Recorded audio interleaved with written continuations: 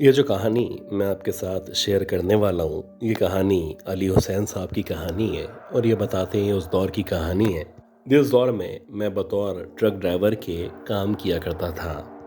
ये 1980s का दौर था और उस दौर में अगर आप आज की निस्बत बात करें तो इतनी ज़्यादा एडवांसमेंट नहीं थी।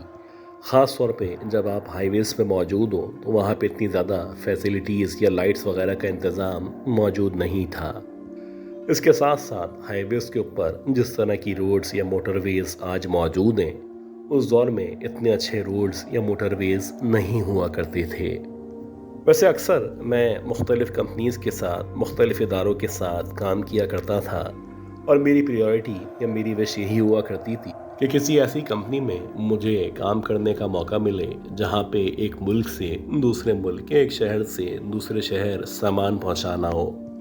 अब ये जो मेरा काम था, ज़ाहिर सी बात है जो ट्रक ड्राइवर्स हैं उनको आमतौर पे अपने साथ एक पार्टनर की या बैकअप ड्राइवर की ज़रूरत हुआ करती है। लेकिन अगर आप उस दौर की बात करें तो उस दौर में लोग इतना सोचा नहीं करते थे। इवन कि अगर आपको एक शहर से दूसरे शहर भी जाना हो तो लोग बग़ैर ड्राइवर के या बग़ैर बैकअप ड्राइवर के सफ़र का आगाज़ कर दिया करते थे। बात ये थी कि ये जगह जगह रुकते या रास्ते में रुकते, खाना वगैरह खाते, फ्रेश होते और उसके बाद दोबारा से अपने सफ़र का आगाज़ किया करते थे। मुझे अच्छी तरह याद है कि ऐसा ही एक सफ़र था जो कि एक शहर से दूसरे शहर के बॉर्डर तक था, या आप कह सकते हैं कि एक शहर से दूसरे शहर जाना था और ये जो शहर था ये दूसरे मुल्क के बॉर्डर से मिला करता था। इत्तेफाक से मैं अकेला मौजूद था और ये जो सफ़र था ये तकरीबन 16 से 18 घंटे का सफ़र था। और जब मैंने सफ़र का आगाज़ किया तो उस वक्त दोपहर के 3 बज रहे थे। खैर, जैसे जैसे ये जो दिन था ये रात के अंदर तब्दील होना शुरू हुआ तो आहिस्ता आहिस्ता करके सर्दी में या खुनगी में इजाफा होना शुरू हुआ और देखते ही देखते ऐसा लग रहा था चारों तरफ ओस पड़ रही है या फिर इस तरह से धुआं ही धुआं मौजूद था कि कुछ फीट के फासले के बाद कुछ भी दिखाई नहीं दे रहा था। आमतौर पे जब आप ड्राइवर के तौर पे काम करते हैं तो आपकी कोशिश होती है कि जब इस तरह के मौसम का सामना हो जहाँ पे आपका व्यू क्लियर ना हो तो आपकी जो स्पीड है वो कम से कम होती है और आपने आमतौर पे अपनी तमाम लाइट्स को ऑन कर रखा होता है। अगर आप लाइट्स को ऑन ना करें तो उस सूरत में हादसात होने का चांस हुआ करता है। मुझे अच्छी तरह याद है कि मैं इस रूट पे इस रोड के ऊपर मुसलसल चल रहा था और चलते चलते ये जो सर्दी थी इस कदर बढ़ चुकी थी कि अब मुझे पूरे जिस्म पे कपकपी सी महसूस हो रही थी। मैं चाह रहा था कि कोई जगह, कोई इस तरह का ढाबा नज़र आ जाए जहाँ पे मैं उतर के चाय वगैरह पीऊँ और चाय पीने के बाद दोबारा से सफ़र का आगाज़ कर सकूँ। लेकिन अजीब बात यह थी कि पिछले 5-7 मिनट से मुझे अपने अतराफ से ना ही कोई गाड़ी गुजरती हुई नज़र आ रही थी और ना ही ऐसा लग रहा था कि शायद मैं सही ट्रैक पे, सही रास्ते पे गामजन हूँ। हालांकि इससे पहले भी मैंने इस रूट पे, इस रोड के ऊपर सफ़र किया था, लेकिन आज पहली दफ़ा ऐसा लग रहा था जैसे कि शायद मैं रास्ता भटक चुका हूँ। खैर, इसी रोड पे चलते चलते अब मुझे ऐसा लग रहा था कि मेरे ट्रक की रफ्तार खुद ब खुद मज़ीद कम होना शुरू हो गई है। हालांकि मैं अपने तौर पे एक्सीलेटर देता, मैं कोशिश करता कि ट्रक की रफ्तार ज़रा बढ़ सके, लेकिन ऐसा लग रहा था कि शायद ट्रक के अंदर कोई ना कोई ख़राबी हो चुकी है और बावजूद इसके कि मैं अपनी कोशिश कर रहा हूँ ट्रक मज़ीद रफ्तार के साथ या मज़ीद तेज़ रफ्तारी से आगे नहीं बढ़ पा रहा है। आहिस्ता आहिस्ता करके ये जो पोजीशन थी ये इस कदर ख़राब हो चुकी थी कि अब मुझे ऐसा लग रहा था कि ट्रक की रफ्तार मुकम्मल तौर पे धीमी हो चुकी है और शायद कुछ सेकंड्स के अंदर अंदर ट्रक मुकम्मल तौर पे बंद होने वाला है। खैर, बहुत सारे ख्यालात, बहुत सारे सवालात मेरे जहन के अंदर मौजूद थे और मैं परेशान था कि इस अंधेरे में, इस सर्द रात में, जहाँ पे दूर दूर तक कोई भी नहीं दिखाई दे रहा है, अगर अल्लाह ना करे मेरा ट्रक बंद हो जाता है या ख़राब हो जाता है तो मैं कैसे इस मुश्किल सूरत हाल से बाहर निकल पाऊंगा। आप यकीन करें कि ऐसा ही हुआ। कुछ देर के बाद ये जो मेरा ट्रक था ये मुकम्मल तौर पे सिल होने के बाद ना सिर्फ बंद हो गया, बल्कि मैंने अपने तौर पे जो मेरे पास टॉर्च वगैरह मौजूद थी उसको ले जाके इंजन में या आगे पीछे देखना शुरू किया। लेकिन तकरीबन 15 मिनट तक मुसलसल कोशिश के बावजूद ना ही ये ट्रक स्टार्ट हुआ और ऐसा लग रहा था कि इसको स्टार्ट होना भी नहीं था। अब एक अजीब कन्फ्यूजन थी। मेरे अतराफ में हाईवे होने के बावजूद या इस रोड पे होने के बावजूद ना ही कोई गाड़ी दिखाई दे रही थी और हर गुजरते हुए लम्हे के साथ साथ मेरी कन्फ्यूजन में इजाफा हो रहा था कि कहीं ऐसा तो नहीं कि मैं जिस रूट पे आ चुका हूँ ये हरगिज़ हाईवे वाला रास्ता ना हो। इसी दौरानिए में जबकि मैं वहाँ पे खड़ा हुआ सोच रहा था और मैं किसी के आने का इंतज़ार कर रहा था, मुझे अपने पीछे की तरफ से ऐसा लगा जैसे कोई भारी कदमों के साथ मेरी तरफ चलता चला आ रहा है। जैसे जैसे वो वजूद मेरी तरफ बढ़ रहा था या उसका और मेरा फासला कम हो रहा था, ऐसा लग रहा था जैसे कोई औरत है जिसने शायद सफ़ेद कलर की साड़ी पहन रखी है और वो रिवायती गांव के अंदाज में अपने सर पे कुछ रखे, शायद के कुछ पोटली उसके सर पे मौजूद थी। वो वैसे ही चाल ढाल के साथ जैसे कि गांव की औरतें चला करती हैं, मेरी तरफ बढ़ती चली आ रही थी। इस सर्द रात में इस वीरान जगह पे जहाँ पे दूर दूर तक ना ही कोई इंसान मौजूद था, ना ही किसी भी किस्म की कोई कमर्शियल मार्केट या कोई दुकानें वगैरह मौजूद थीं, ये औरत भला इस सर्द रात में कहाँ से आ रही थी। खैर आहिस्ता आहिस्ता करके जब वो वजूद मेरे करीब मज़ीद आता चला गया तो अब मुझे उसके कदम ज़मीन पे रखने पे पायल या घुंघरुओं की आवाज़ का एहसास हो रहा था। ऐसा लग रहा था जैसे जैसे वो औरत ज़मीन के ऊपर कदम रखती है, मुझे पायल और घुंघरू की आवाज़ अपने कानों में सुनाई दिया करती है।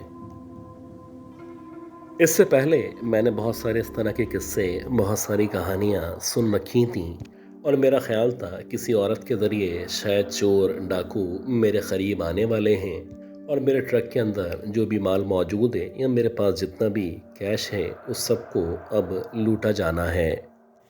खैर इसी दौरानी में जबकि मैं ट्रक के अंदर की तरफ जाता या अपने आप को सेव करने की कोशिश करता, अब मुझे लग रहा था हर गुजरते हुए कदम के साथ साथ उस औरत के कद में इजाफा हो रहा है। देखते ही देखते वो औरत इस कदर लंबी होती जा रही थी कि आमतौर पे किसी इंसान का इस कदर लंबा होना मुमकिन नहीं हुआ करता। अब मुझे लग रहा था कि उसका चेहरा मुझे वाज़े तौर पे दिखाई दे रहा है और इस अंधेरे में भी उसकी जो आंखें थी लाल शोलों या अंगारों की तरह चमकती हुई महसूस हो रही थीं। अब मुझे अंदाज़ा हो रहा था ये मामला चोरी डकैती का नहीं है, ये मामला सरासर कुछ और है और मैं जल्दी से भागता हुआ ट्रक के अंदर दाखिल हुआ और मैंने अपने ट्रक की लाइट्स को ऑन किया और जितनी भी कुरानी आयत मुझे आया करती थी मैंने उनकी तिलावत शुरू कर दी। अच्छी बात ये थी कि जब मैंने कुरान करीम की या कुरानी आयत की तिलावत करना शुरू की तो देखते ही देखते ये जो औरत जो कि बहुत तेज़ रफ्तारी के साथ मेरी तरफ बढ़ती चली आ रही थी, अब ऐसा लग रहा था कि आगे बढ़ने के बजाय आहिस्ता आहिस्ता उसने पीछे की तरफ हटना शुरू कर दिया है। और ऐसा ही था कि अगले 2 से 4 मिनट के अंदर अंदर वो मुझसे इस कदर दूर हो चुकी थी जैसे कि वो मेरे करीब आना ही नहीं चाहती थी।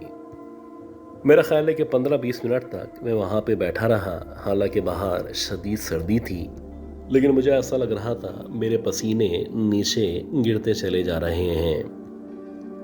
आप यकीन करें कि कुछ देर तक मुसलसल तिलावत करने के बाद न सिर्फ मैंने जब दोबारा से ट्रक स्टार्ट करने की कोशिश की तो मेरा न सिर्फ ट्रक स्टार्ट हुआ बल्कि अब मैंने आगे बढ़ना शुरू कर दिया। मुसलसल मैं तिलावत कर रहा था और अगले 20-25 मिनट के अंदर अंदर मैं एक ऐसी जगह पे पहुंच चुका था जहां पे एक होटल था और वहां पे बहुत सारे लोग बैठे हुए खाना वगैरह खाते दिखाई दे रहे थे।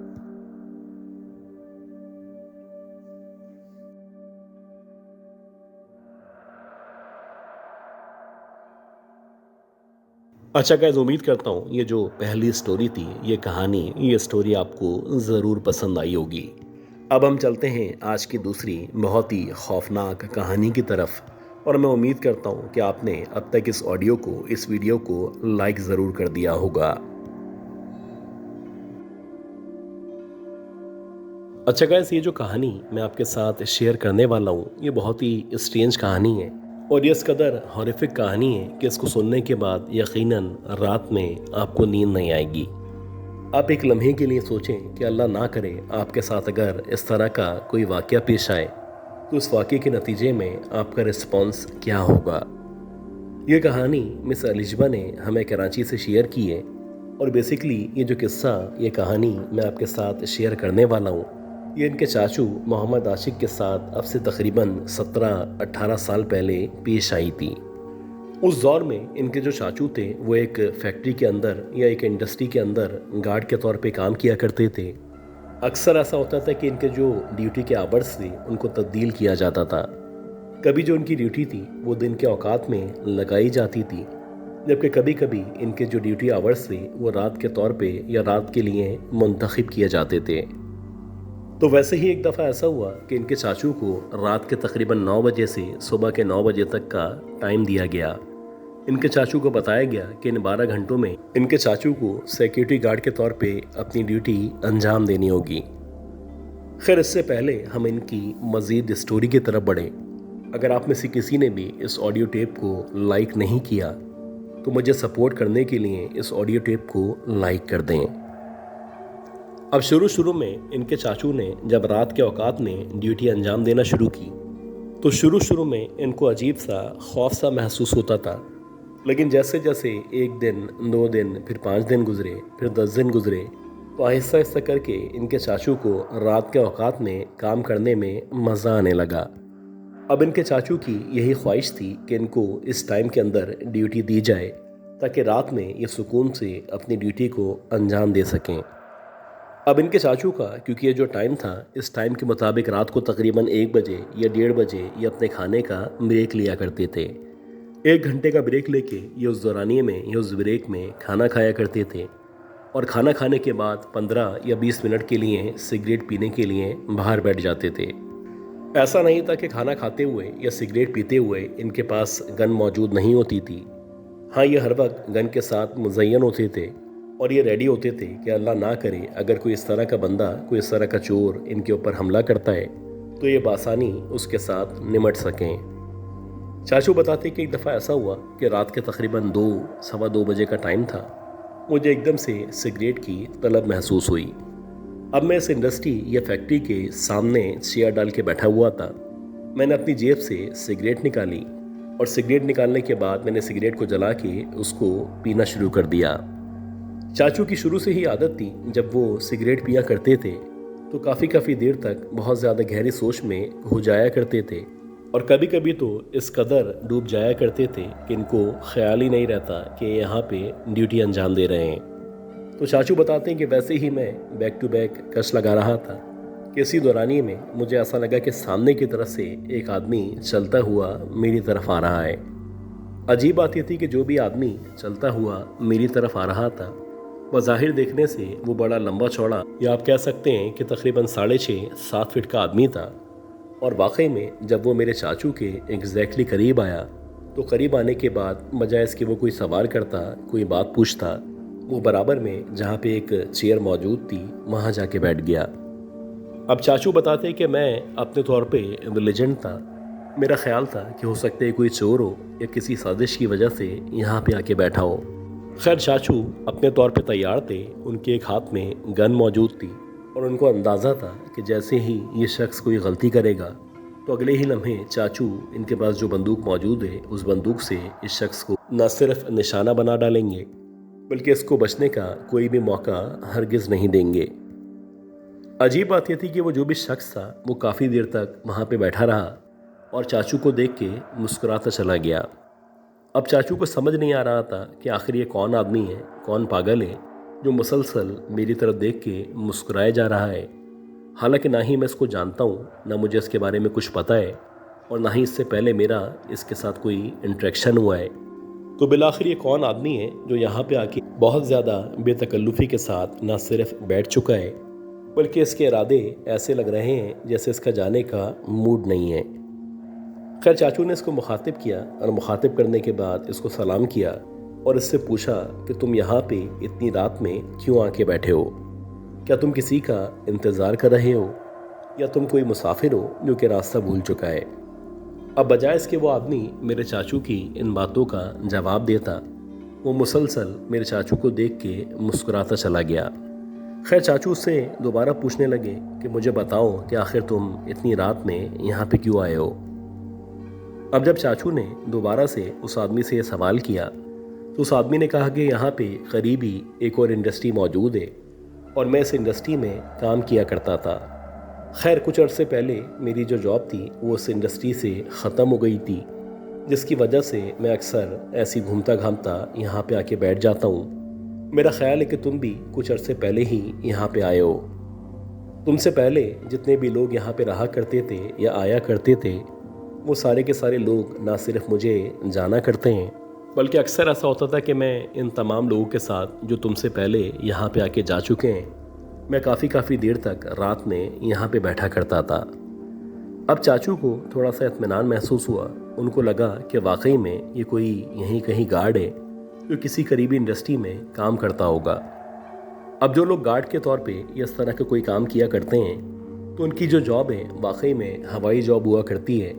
कभी कभी उनके जो मालिकान हैं वो इनको जॉब पे रखते हैं और जब ज़रूरत नहीं होती तो उनको 1 महीने 2 महीने के लिए ऐसे ही छोड़ दिया जाता है। उनको कह दिया जाता है कि हम आपके लिए किसी भी तनख्वाह का इंतज़ाम नहीं कर सकते, आप चाहें तो अपने घर में बैठ के या फिर यहाँ पे रुक के इंतज़ार कर सकते हैं। हमें जैसे ही दोबारा किसी बंदे की ज़रूरत होगी तो हम दोबारा से आपको लेके तनख्वाह पे काम करवाना शुरू कर देंगे।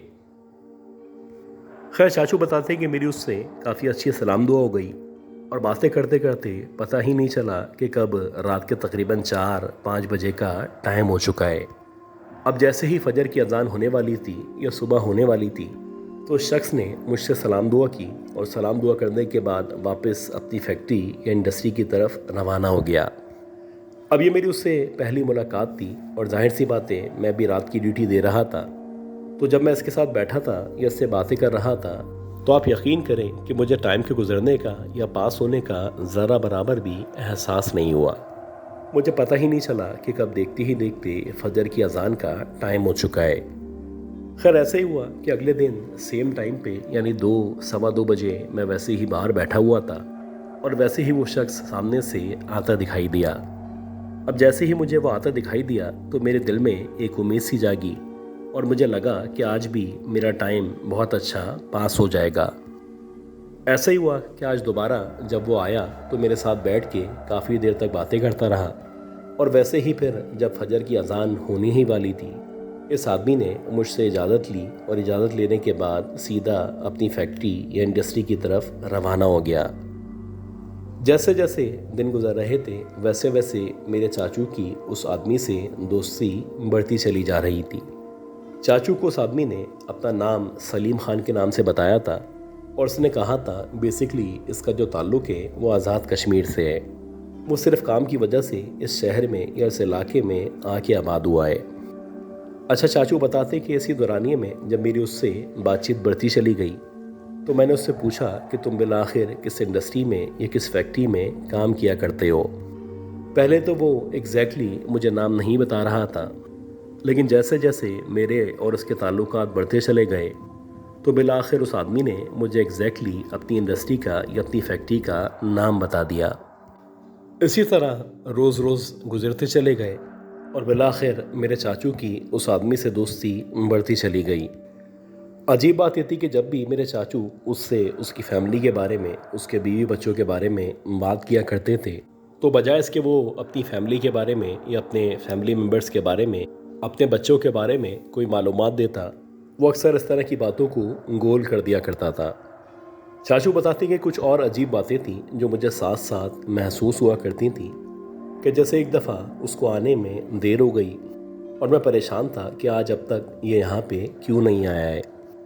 इसी दौरानी में जबकि मैं उसका इंतज़ार कर रहा था और उसकी राहें तक रहा था तो मुझे अपने पीछे की तरफ से किसी ने बाकायदा मेरे बचपन का नाम लेके पुकारा। ऐसा लगा जैसे मेरा कोई वाकई में बचपन का दोस्त है, जिस दोस्त को वाकई में मेरे बचपन का जो भी निक नेम था वो ना सिर्फ पता है बल्कि वो ऐसे ही प्यार से मुझे पुकार के मुझे मुखातिब करने की कोशिश कर रहा है। अब जब मैंने पलट के पीछे की तरफ देखा तो मेरा वही दोस्त जो कि यहाँ पे आके बना था मेरे सामने खड़ा हुआ था और मुसलसल मुझे देख के मुस्कुराता जा रहा था। मैं बड़ा हैरान था कि आमतौर पे ये सामने की तरफ से आया करता था और मुझे दूर से ही आता हुआ दिखाई दिया करता था। तो आज आखिर ऐसी क्या बात थी कि ये पीछे की तरफ से आया था और मुझे आता हुआ दिखाई नहीं दिया था। खैर, मैंने इससे पूछा कि तुम्हें मेरे बचपन का जो नाम है वो कैसे मालूम है। अब ये सुनने के बाद बजाय इसके वो मेरी बात का जवाब देता, उसने मेरी बात को मुकम्मल तौर पे नज़रअंदाज कर दिया। जब मैंने बार बार उससे इसरार किया और उससे पूछने की कोशिश की तो उसने कहा कि आज मैं तुम्हें बताए देता हूँ, लेकिन तुम मुझसे वादा करो कि जब तुम्हें मैं ये हकीकत बता दूंगा तो ये सुनने के बाद तुम्हारी और मेरी दोस्ती किसी भी तौर ख़त्म नहीं होगी। अब मेरे चाचू को लगा कि ये बड़ी सिंपल सी बात है, इसमें कोई ऐसी बात ही नहीं है। तो मेरे चाचू ने कहा कि यकीन करो, मेरी और तुम्हारी दोस्ती कभी भी ख़त्म नहीं होगी। अब जब चाचू ने इस तरह से कहा तो उस आदमी ने कहा कि मैं यहाँ पे तुम्हारे पास काफ़ी अरसे से मिलने आया करता हूँ, लेकिन आज मैं तुम्हें बताना चाहता हूँ कि मैं इंसान नहीं हूँ। मेरा ताल्लुक़ इंसानों से नहीं है, बल्कि मेरा ताल्लुक़ जन्नात से है। और मैं काफ़ी अरसे से तुम्हें यहाँ पे ऑब्ज़र्व कर रहा था, तो मैंने सोचा कि क्यों ना इंसानी रूप लेके तुमसे मिलने यहाँ पे आना चाहिए। अच्छी बात ये थी कि जब जब मैं तुम्हारे पास आया करता था तो तब तब तुम मेरे साथ बहुत अच्छी तरह मिला करते थे और इस बात से मुझे अंदाज़ा हो चुका था कि तुम एक बहुत ही अच्छे इंसान हो। ये कहने के बाद वो जो भी आदमी था वो देखते ही देखते वापस मुड़ा और वापस उसने उस तरफ चलना शुरू कर दिया जिस तरफ से आमतौर पे वो आया करता था। चाचू बताते हैं कि जैसे जैसे वो आगे बढ़ रहा था वैसे वैसे ऐसा लग रहा था जैसे वो हवा में तहलील होता जा रहा है और मेरी आंखों के सामने देखते ही देखते गायब होता जा रहा है। अजीब बात यह थी कि उसके बाद से ये जो भी आदमी था जो कि अपने आप को जिन बता रहा था, ना ही वो दोबारा कभी चाचू को नज़र आया और ना ही उसने चाचू से किसी भी किस्म का राब्ता रखा।